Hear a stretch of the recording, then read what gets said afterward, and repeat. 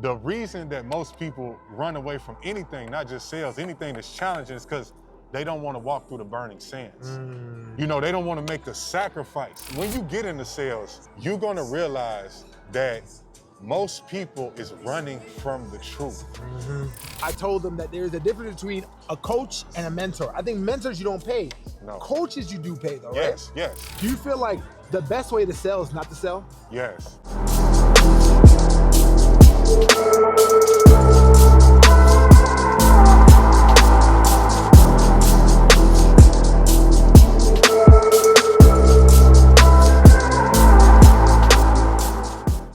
All right, guys, Mike. Welcome everybody to another edition of Convos with Bishop. So listen, we are here at Coral Gables, and this is a very, very special edition of Convos with Bishop because this is the first time I've actually had a conversation with someone that that has an allure as this gentleman has. You know what I'm saying? I met him about almost 3 months ago. He wanted to hop on the podcast and really, talk that, the sales game, talk that entrepreneurship game. And also, honestly, he got some questions for me. So it's going to be like a little bit of a back and forth. And I think we're going to talk about a lot of things outside of it, maybe spirituality. So, we're just going to chop it up, man. Mr. Ali The Apprentice. Peace, King. Yes, Brother Bishop. I don't wear a mask every day, so I want to make sure I'm speaking clearly. Now you are. It's an honor and a pleasure to be here. Yeah, man. So listen. So from a scale of 1 to 10, you can't use 7. How you feeling right now? I would say I'm a 9.9 right now. Okay. And what actually gets you to feel that 9.9? Well, being here in Coral Gables, man, I told you this earlier, I feel like I'm following the omen right now. And I think part of why I'm here is because a lot of spirituality has been stripped away from entrepreneurship, Got you. specifically sales. Got you. So I told you that a little birdie told me, look, when you go to Miami, if you want to be in a space of abundance, if you want to feel like you're surrounded by money, go to Coral Gables. It's like I guess it's like a finance district for Miami. Yeah, the vibe is good. I'm not gonna lie to you. So it's interesting. Before we actually get into the whole thing about, look at God. See, look at this. So before we get into the whole, about you and what you do for a living and everything else too, and really giving the game about sales, my question: you brought up omen. Do people have a misconception on where omen and what the word omen is? Because when I hear omen, I'm like, is that of God? Is that holiness? Is that anti-holy? I don't know. I'm not judging. I'm just asking a question. You know what I'm saying? That's a great question. Yeah. That's a great question. So I think all the spiritual traditions, all the Abrahamic religions, Judaism, Christianity, Islam, I think you always have guides. That's what Christ represented, the ultimate guide. So an omen is just a word for something that's a sign. Okay. So if you see someone that reminds you of your grandmother, as a Christian, would you feel like that's a bad sign or a good sign? I would consider it a good sign. Okay. Yeah. So that's what an omen is. You got good omens, you got bad omens. So okay. if you saw somebody that reminded you of a traumatic experience, that's a bad omen. But an omen, I don't know what language it comes from, but it's just another word for a sign. Got you. But it is geared towards spirituality. It's not geared towards, okay, I see this sign says craft. Yeah. Or this sign on this business says koyo. Yeah. That's not really an omen, even though it's a sign. Okay, got you. So an omen is a spiritual sign, I would say. I got you. Do you believe that you being in the sales industry and being successful as you are, do you believe that was something that was actually ordained and given to you by God for you to practice? Man, that's a great question. So when I first got into sales, it was because I read a book. Okay. I read Think and Grow Rich. Have you read that book? Absolutely, sir. So I'm not sure if Napoleon Hill was a Christian or not. I didn't even think to ask, that question of myself. But something about that book, and before I read that, the only book outside of my studies as a student at the university that I read was the Proverbs. Gotcha. I used to read the Proverbs every day because I heard this omen that said, if you read Proverbs every day, I forgot how it goes, but you can ChatGPT it. If you read it every day for a year, you'll be more you'll be living in financial abundance. If you read it for 3 years, you'll have more money than your boss. If you read it for 5 years, if you read the Proverbs, because it's 31 Proverbs. Gotcha. If you read the Proverbs every day, that's what this I guess it's like folklore said.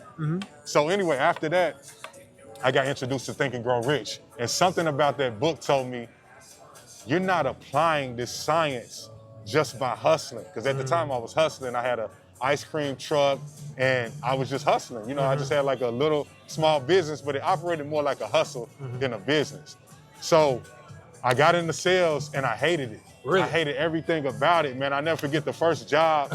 I worked for, I forgot that brother's name, Hank Aaron. Okay, Hank Aaron. Okay. Yeah, Hank Aaron owns a dealership down in South Atlanta. Got it. So I didn't work for him, I guess, directly, but it was his business. Yeah. So every time I made money, he made money. So I worked for him. And I remember buying a suit, man, and buying some brand new shoes. And by the end of that month, you know how your shoes start off like this, the shoes got a little heel on them? Yeah, and after that it just wears down. Bro, by the end, to the end of it all. I said, bro, I can't afford to keep buying shoes every month. You know what I'm saying? Yeah. So anyway, I got an Omen. I was out there working because I was just in this vibe of like, okay, I'm striving to really utilize this this trade, this industry to really get rich. That was my mentality, right? So I was doing everything. You know how car salesmen are. You kind of sell cars to an extent. Everybody I met, I was putting a card in their hand. Instead of just sitting on the lot like the average car salesman and waiting on somebody to show up, I would go to the service industry. Just sit down and talk to people. How you doing, sir? Where you from? Yeah. What you doing here? Oh, you got a Nissan, you want to get it serviced, blah, blah. So while I was in the service section, this guy, I talked to a guy for a few minutes, he said, man, you really savvy. He said, I don't know how things are here at this dealership, but my son doesn't have half of your skill. Yeah. And he just started working at CarMax. Yeah. So I started working at CarMax, and that was my first introduction into a real Fortune 500 system for selling. And they taught me a lot. But no, I always hated sales. I never even embraced sales. That's the reason I'm here. Yeah. I never even embraced sales as a craft until last year. And I don't even know why, but after selling for 14 years, I finally embraced it like, bro, this is your craft. And I appreciate you sharing that, because most people, I do believe, that are either struggling with money or they're trying to find their paper or like trying to find some type of career, they need to get into sales, because I think that sales is literally like the skill that you probably feel every single emotion that you can possibly feel to be able to be a better woman or to be a better man or be a better salesperson or be a better business person. But why do you think that so many people are just against sales when they know for sure that's the light at the end of the tunnel when it comes to, financial wealth, when it comes generational wealth, honestly, breaking, generational curses? Like, why do you think people are so against sales? Did you go to college? Yes. Okay, did you pledge any fraternity? No, I was supposed to, but they weren't there. They got suspended. Okay, so Omega Psi Phi, yeah. Okay, so you look like you were making good. You know it's not too late too. Yeah, I know it's not. So they have a concept in the fraternal order of burning sands, and the burning sands. See, that question that you asked is really deep. I'm gonna try to answer it concise. Okay, I got you. The reason that most people run away from anything, not just sales, anything that's challenging, is because they don't want to walk through the burning sands. They don't want to make the sacrifice that it takes to get to the next level, because anything that you do, if you really want to take it to its highest level, that's what alchemy is about. It's about taking anything and reducing it to its purest form, which is spirit. I see. If you want to make anything you do spiritual, whether it's washing glass or cleaning shoes or selling cars or running a business, you have to take that on as an identity. And with that comes a lot of sacrifice, and I'm sure you know that yourself. I'm sure it wasn't easy for you to build a brand. Yeah. So I think the reason most people is afraid of scales is because they want to skip the step. So instead of, I was just talking to the brother who drove me over here, and he was saying that he's starting all of these different companies. And I asked him, what's his experience in tech? And essentially he found a problem that he could solve. But I encourage the brother, like, why don't you get a job in tech so you can see from the inside? So I utilize, like I said, I utilize my skill as being able to clarify what's on my path to heaven. I see. You see what I'm saying? I got So you. the better I can serve, the more wealth that I can generate. And I think that's what you do with sales. And I think most people don't want to serve. They just want to be served. Yeah, yeah. You know, they want to be rich, but they don't want to work. You know what I'm saying? No, definitely. Everybody want the tattoos, but they don't want to go through the pain that actually gets the tattoos. Right. You know what I'm saying? Also, I do think that sales is one thing where it's you versus you at the end of the day. Sales is you versus you. And I learned that through the hard way because, you know, shout out to my business partner and partner Focus, is that one of the things that we're working on this year is just my sales navigational skills in order to actually close more deals. And, you know, when we first talked, you know, you gave me some game, which I was like, I never even thought about it. It's like, hey, listen, you know what? For you to actually lock on that price, you should be like, hey, listen, for you to lock in this price, you're presenting it right then and there, so let's lock it in so we'll be able to actually have that grandfathered in until we actually do it today. Right. But I didn't really think about that. And I think what happens is that was like and just being kind of vulnerable, that was a non-belief for me right then and there that I didn't think I deserved that money at that time because you were starting out. I didn't do it the way that I thought it was supposed to be done. You know what I'm saying? Okay. And I think I think sales is literally personal development. Like, what do you think about that? Bruh, for one, I appreciate your vulnerability because that's another thing people, when you get into sales, especially when you're selling for somebody else, not yourself, you're gonna realize that most people is running from the truth. And I'm not talking about Jesus, God, Allah. I'm talking about the truth that lies in every day. Like most people, everything they do is designed to put on a facade. It's part of the reason I got this mask on now.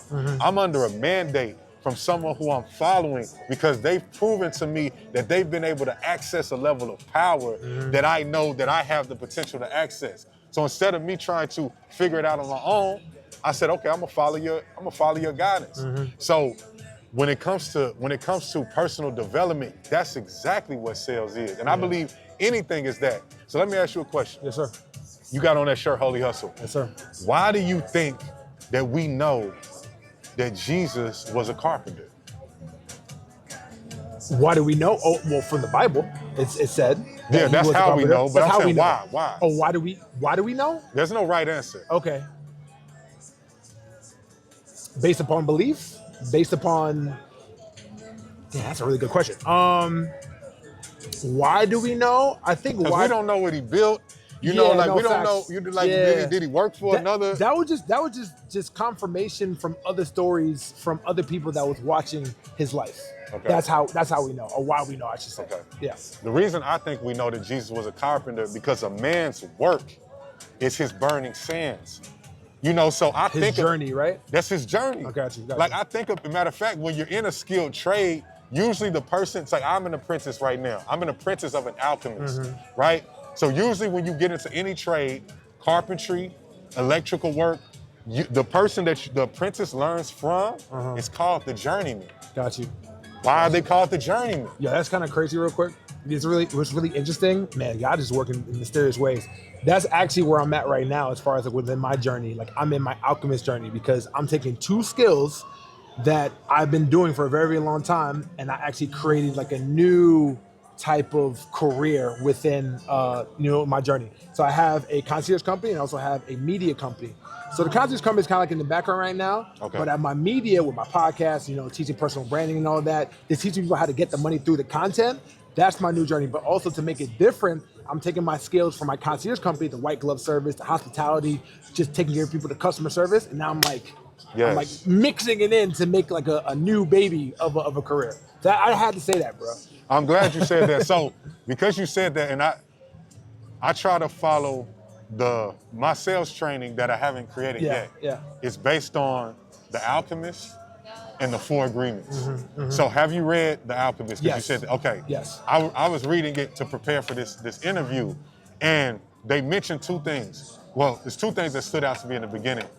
That first, Santiago was a shepherd, but he wasn't fully satisfied with being a shepherd because he felt like it wasn't fully living out his legend. I see.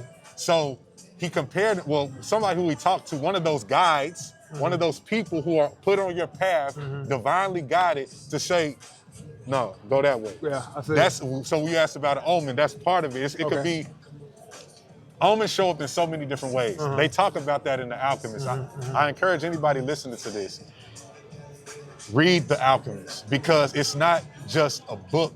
And that's the problem. Most people don't look at things like, oh, this is knowledge. They don't look at this like this could be part of the third testament for me. You understand what I'm saying? Yes, so sir. that's why they state their lives exist in the mundane. It never elevates to the spiritual, which is what Christ showed you. Yeah. Christ showed you I'm not just a regular carpenter.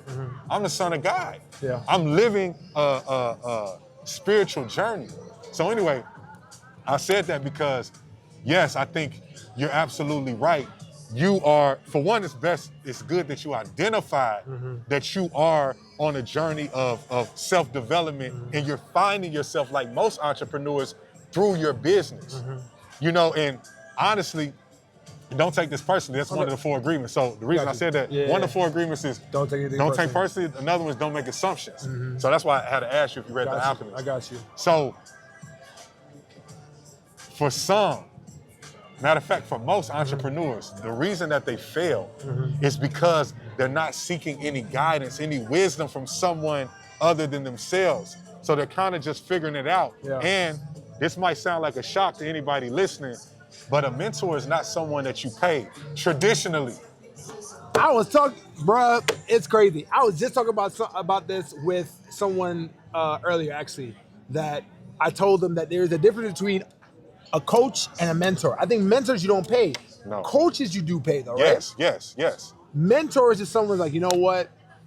I see your journey. I want to be a part of it. This is not necessarily a transactional relationship. I'm just gonna be there by your side and just kind of like, look, from the peripherals as far as like what you're missing and what you're not missing. Right. Without like, yo, wire me 10K, yo, wire me 15K. You know what I'm saying? That's a different, and if you end up selling for a coach, which I have for many, you end up seeing like a lot of people are wasting their money because what they're really trying to buy is a peace of mind and a sense of security. Yeah. Because they're insecure about their next move because they don't know how to follow the omens. They're completely disconnected from the guidance that is naturally within them. Yeah, there's a lot of motherfuckers out here that ain't supposed to be charging shit.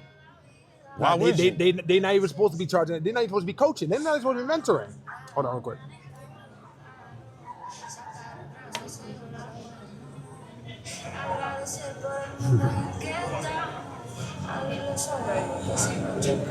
One, two, three. They're not even supposed to be mentoring because they got no business doing that. Just because they learned something from someone else, just because you learn from it does not mean that you have the ability to actually teach it and to apply it to others.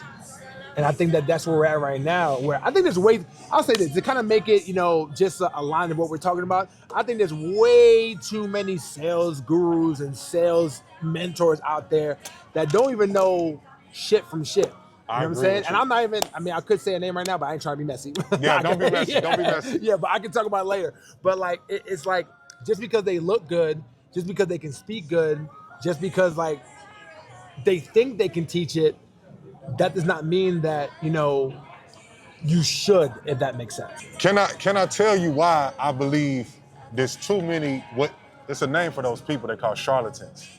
And that name goes back to the Bible. Okay. So those are false teachers. Okay. So the reason that there's so many false teachers, in my opinion, is because they've removed the spiritual element from their work. That's why I asked you about Christ being a carpenter. I think it's important that a man knows that not only was Christ the Son of God, the sacrificial lamb, all of the King of Kings, Lord of Lords, all of those things, right? But it was also important to know that that man also had a work to do. That wasn't just ministering to the people. He actually rolled up his sleeves like every other man should do. And obviously, carpentry is something that's passed down from mouth to ear. You have a journey. You can't just decide you're a carpenter. Yeah. Jesus wasn't looking up how to make a house on YouTube. You know what I'm saying? So he had to go up under someone for them to show him that craft, how to measure, how to. carpentry is a high science. I can only imagine that Christ took that science to the highest level. That's what I imagine. Yeah. And I think it's important that the Bible let us know that Christ had a career. You know, so a lot of people are just out here peddling book knowledge. And the age of AI, the reason that I felt called, or the reason that I believe, The reason I believe it again? the reason that I believe I was called on this mission is because I had to, I'm on a decree. The reason I don't just wear feathers every day to go to my grandmama's house. Everything is intentional. Yeah. Yes, because it's part of breaking through the spiritual realm is really dissolving and the destruction of your own ego. So part of the teaching is you have to really dissolve your self-importance. So if I was here shining with my diamonds in my mouth and all that, being cute, you know, with my dimples, then I might lose the message. Yeah. So I'm because I didn't understand why the shaman told me to wear this. I didn't understand why. But now in this conversation right now, it's becoming more and more clear to me. So anyway, you're right. There's a lot of sales training that's not worth the money. That's why I don't have a sales training. What I have is a sales orientation to prepare you for the sales training, because honestly and truly, you do need training if you're going to be elite at anything. Yeah. But how do you qualify the person that's teaching you? Just because he knew how to generate views in the algorithm, you know what I'm saying? Just because, so anyway, that's what I am launching to the world in 2026. Orientation for people who feel like they might be called to sales, but they need to understand that this is a path. It's not just a job. It's not just an occupation. So that's why I refer to it as alchemy, because it's not, for you to take on the identity, nobody says I'm a salesperson with pride. Yeah, I got you. Nobody. I got you. Just real quick, just want to let you know, there's no like difference as far as you like pulling it away and like not. So you're good. For real? Yeah, I've been literally trying to listen to your voice if it's like a muffled or not, but it's been the same. Thank you. Yeah, that probably looks crazy. I got you. Yeah, nah, you good. Okay, so quick question. When it comes to, you know, because I think we talked about sales, you know, with personal development, that's very, very key for you to be a great salesperson. Do you think that disappearing from the world is paramount to having a successful personal development journey? The reason why I asked that is because we talk about Jesus Christ. Jesus Christ, he disappeared for 12 years. The Lord Church of Jesus. We don't know where in God's name he went, but he went somewhere. There's stories has it that like he went to like learn from certain people as far as like different healing techniques and everything else too. But he disappeared for 12 years. Yeah. So do you think it's like, because you know when people's like, oh, you know, just like this whole thing on social media, disappeared for 6 months, blah, blah, blah, do this, do that. So I'm like, okay, that's maybe just a little bit parallel for what Jesus did. But do you think that's important? Okay, let me tell you what I believe. Okay. I believe the universe is mathematical. Okay. So it has to make sense. Okay. If you can disappear, because yes, there is, like, I believe your body is your temple, right? So I believe that you do have to ostracize the world. A temple is just a sacred space where everyone within that space is intentional about blocking out the negative forces and really focus on the divine, righteous word, spirit, emotion of God. Got you. So, yes, you do have to, what they say, lock in. Do you have to disappear? I'm no guru, I'm no shaman, I'm just an apprentice. Got it. I would have to ask an elder, but if Christ did it, I'm not gonna lie, I've done it. You know, I feel like I'm disappearing from the world right now. My identity is not visible, so yes, but it also has to make sense. Okay, you know? I got you. Okay, all right, no, definitely. So let's get into the sales process a little bit. Yeah. So you have a person who's in sales. They have a meeting with someone that's trying to, have them buy something, right? Let's just say that person, they didn't close, right?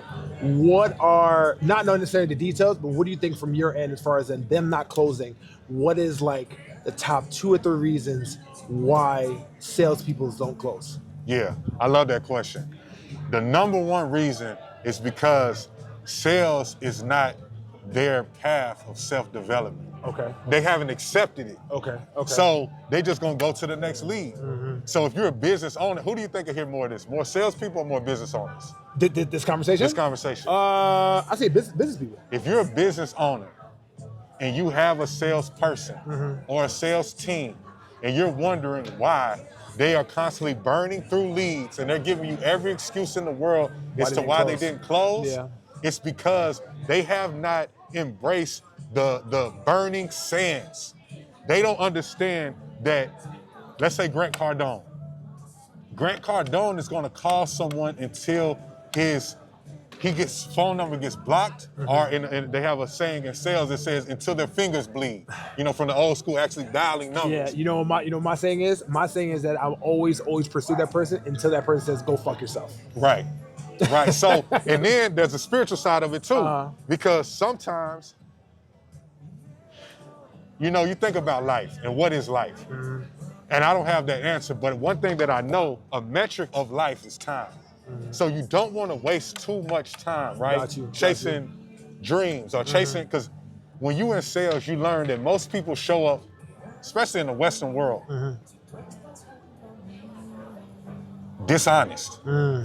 So if somebody's telling you, and I've seen this a lot of times, the reason I first cleaned up my credit is because I was working on the South Side in Atlanta, and I was selling to a lot of hustlers, a lot of strippers, a lot of so-called millionaires, and then when it came down to buy that BMW, that Mercedes they wanted, they couldn't qualify for a thing. You know what I'm saying? And couldn't get a cosigner on the phone to save their life. That's a fact. So that made me, like you said, sales is you versus you. That made me put the mirror up in front of me and look at my credit and look at how much money I'm saving versus how much I'm spending. So if you haven't embraced sales, or if you have someone on your team and they have not embrace sales as a path of self-discovery, you're always going to be running on a hamster wheel. I got you. So I'm gonna make a favor to any of your people. I won't announce it now. Let's do it. But any of your people, you want me to announce it now or later? Let's do it. If you want to announce it now, I mean, is this your CTA or? It's my CTA. I'll hold it because I need to think of it. It's coming to me. It's coming to me. It's coming to me as we Hold your speak. CTA till later. We can definitely do that. Yeah. But if you're listening and you own a business, if you have 0 salespeople or if you have a sales team, stick around to the end of this conversation. I want to hook you up because you're a friend of my friend, and I believe relationships is the most valuable thing in life. So one thing I also want to say is that, you know, at first when we had that conversation as far as like you being masked up, right? At first I was like, man, I don't know, because I've never done this before. Because I was scary. I was like, yo, dog, like, why does this nigga want to put a mask on? But here's the thing: you have to look at everything from the outside in. You can't look at things too personal, and I think that also goes with sales as well too. Nothing is personal at the end of the day. 1 to 4 agreements. You can't take anything personal. So with that, when I saw it, I was like, you know what? Let me just go with the flow and really just accept this dude for who he is, and let me see what he got rocking. You know what I'm saying? Let me see what he got going on. And then when I saw it, I'm like, you know what? He not putting this on to gain attention to himself. He's putting this on to take away the attention and make sure that people can actually focus on the message. I think so. So that's where I'm coming from. And I like that I like everything you said. It was very wise because most people is like that. The first thing they do is judge. And listen, bruh, I don't want to wear a mask. I don't want to wear feathers. I'm not doing this because I think it's fly. I'm not doing this to trick the algorithm. I'm under a decree of a man of power that said, listen, if you want to become a shaman, what is a shaman? A shaman is a person who communicates with the spirit to help facilitate someone's healing. Then this is what you have to do. So instead of questioning him, like most people do, to get in their own way, I said, okay, I'm gonna follow. I don't have no reason to distrust this man. So that's why I'm wearing this. Yeah, and especially when you want to question somebody that you want to actually get to their position, how dare you question them? Exactly. That part I don't understand. Like, yo, my dude, like, I'm here for you because I'm trying to get you to a certain level where I'm at. I made some mistakes, but I'm going to be teaching you what to do and what not to do. But then also to have that resistance, it's like, why would you do it? It's the same thing for me. That's why I didn't have any resistance whatsoever, because like, I'm like, you know what? This is the first time ever I've ever had a character as such as yourself just be able to be on my platform. And I'm honored for that, by the way, because you know what I'm saying? Be here, brother. Because it's really just showing me like, you know what? It's not only about being better, it's about being different and unique. And I think that's actually one of the things that people in sales need to, really uphold. Just be different. And honestly, too, I've realized, and maybe let's just see if you agree or not, disagree. Do you feel like the best way to sell is not to sell? Yes. I'm glad you asked that question because let me give you a quick, let's say 30 seconds of sales, brief deduction of sales from my experience. I've been selling for 15 years. I've closed, cash collected over $20 million in products and services. I would say about 200,000 of that was for my own company, but all the rest of that was for other people. Perfect. So I say that to say, yes, nowadays we're fighting AI, we're fighting political correctness. It's like what the reason that, because when AI first hit, I've seen some AI sales trainers that scared me. And then I remember like, bruh, computers, robots, and AI don't buy anything. Now they might reproduce things. There's a lot of things that they do, but they do not buy anything. Yeah. People buy things. Yeah. And people at the end of the day, now they don't always like bad people, they don't always like rude people, but people like people. And people prefer to buy from people because, especially when you're dealing with a high ticket, if you're dealing with something life transformational that costs thousands of dollars, you're not going to just transact that through a robot. So I would say, yes, being able to break the pattern is important because most people, like, whenever I come into a sales role, I typically rewrite the script. And usually the sales manager hates it, but I'm able to prove my worth so it doesn't matter what the sales manager says. You see what I'm saying? So yes, I think you have to be a consultant. That's why you have to value your worth. Because if you come in like, I got this job, thank you, Mr. Dexter, you hired me, and then you done lied all through the interview to get the job. Now you're in the job and you feel an imposter syndrome. I come in the job with the full armor of God. And you can feel it. You can feel it on the phone. You can feel it in the sales room, the CEOs. I can't even tell you how much love I got in this universe because the level of value that I've been able to create. Every sales floor I've been on, I'm the guy. You understand what I'm saying? So that all stemmed from me being unconventional. That all stemmed from me being like, how would I reply if somebody, like people get on sales call, oh yeah, we're gonna do this, we're gonna do this, we're gonna see if it's a good fit. 99.9% of sales calls use the terminology, let's see if it's a good fit. So naturally, you've heard that so many times, just like McDonald's. You don't have to think about McDonald's. McDonald's is done, or Coca-Cola. They've done so much advertising that it's in your subconscious. So what people are doing, and this is why sales is alchemy, because it helps you open up the human psyche and understand not only the mind, but also the spirit. Facts. So you're just triggering, by doing what everybody else does, you're just triggering sales resistance. So you have to craft that script so it can feel and sound human. What's some salespeople that you admire? Grant Cardone, Jeremy Minor, Kayla Hollis. Yeah, Hodges, that's homie.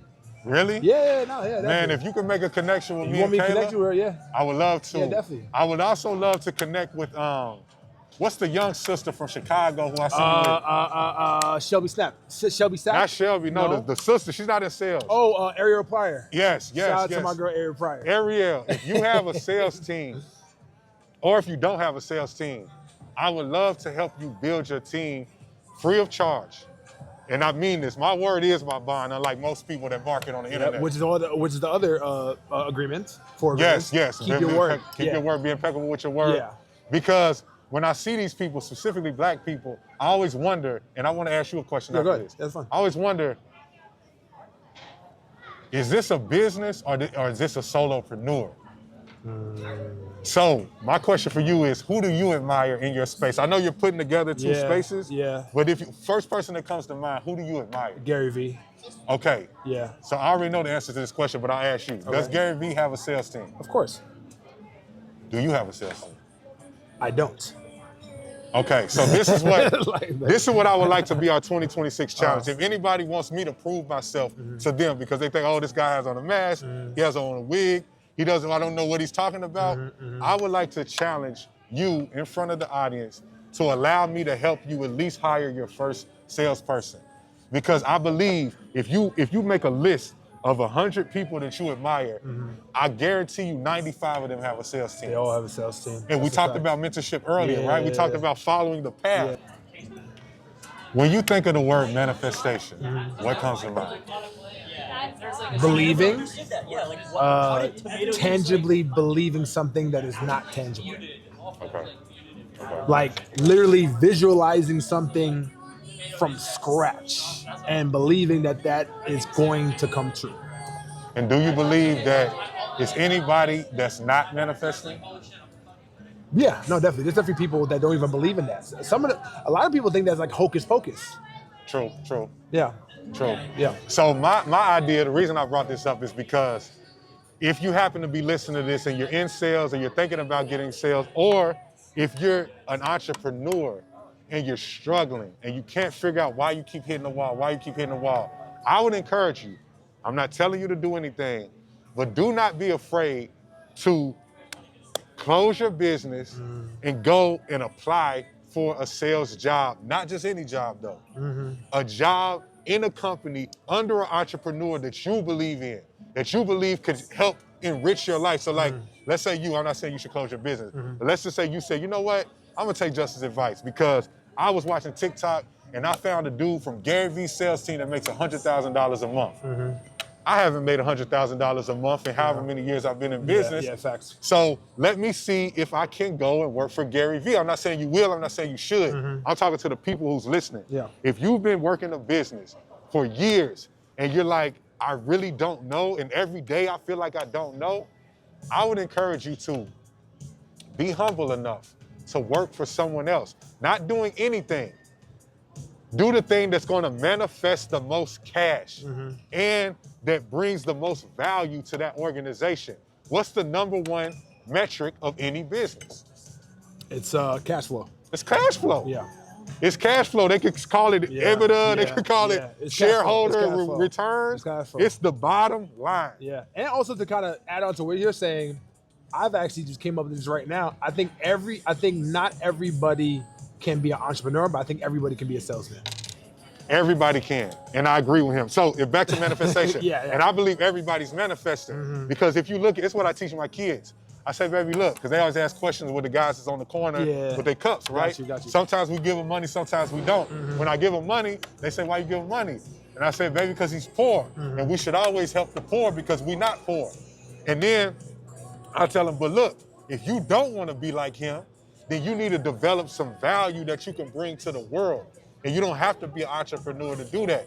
So what I'm saying is I believe everybody's manifesting. I believe the man with the cup in his hand on the corner is manifesting, and the high ticket salesperson is manifesting. Gary Vee is manifesting. They might use different language, but they're manifesting, right? They're acting on faith and the idea. The guy believed that he could go out there and quiet as kept. Some of these guys on the corner, like out here, I don't know if I didn't even see nobody out here in Coral Gables, but I've talked to a dude in Atlanta. There's an exit where you get off in Atlanta on 75, 85 come together, and you get off of Georgia Tech and the varsity. That light, I've been told personally that a panhandler can stand there within 5 hours, make $800 at that light. Listen, there was somebody, I think almost 10 years ago, there was like this big news development or news story. There was a guy like near here, like or by US 1, the highway, and he lived in he lived near Cork. It's right around here actually. He was saying that how like he makes $650 a day. So all just of that begging. So we're not encouraging you to go out here with your we're not saying company to go hand. back. We're not saying to go back. Yeah. But what I am saying is everybody is manifesting. So you have to really sit down in that quiet chamber where you break away from society and really meditate on what can I do? Because most people think within the barriers of what they can do. Everybody's capable. Everybody's capable. Everybody's capable. And at the same time, my man, real quick, what I realized, and shout out, and God rest his soul, Kevin Samuels, he said you cannot be proud and broke at the same time. No. No, that was wisdom from the ancestor. Like you can't be That was proud wisdom. and broke at the same time. So if you proud and you broke, take your resume to ChatGPT. This is a free game right here. This is a ChatGPT prompt. Take your resume or take a link from your LinkedIn, put it in ChatGPT, and say, ChatGPT, I want to have a job in high ticket sales. I need you to break down my resume. I don't care if you were a bookkeeper. I don't care if you were a librarian. I don't care if you was a hustler. I need you to break down my work experience and format it in a way that's attractive to a high ticket sales job. Holy shit. Okay. And then you apply. Don't just apply everywhere. Eventually you might have to. But in the beginning, this is gonna exercise your faith. Go to the people you admire first. Look up Gary Vee's companies. He has several. See if they're hiring. Look up Grant Cardone, Jeremy Minor, any entrepreneur that you value. If I guarantee you, if I say, think of an entrepreneur right now that you think is doing it at a high level, whoever just came to mind, I guarantee you they have a sales team, and I guarantee you they're constantly dealing with turnover. So that means there's always an opportunity for you. And you can get a real mentorship from somebody at a high level that you admire. That's game right there, man. I appreciate you, brother. Definitely, man. Absolutely. All right, so to wrap up, man, I got this one question for you. Yes. So, you know, Ali, looking back at him, let's just say 10, 15 years, like, you know, like young Ali, what advice and what guidance did you actually give that person? Yes. Follow your path. Don't get discouraged when it gets hard. Don't get discouraged when it gets tough. Be intentional with every step that you take on your path, and you will always arrive. Every day, you will arrive where you're supposed to be.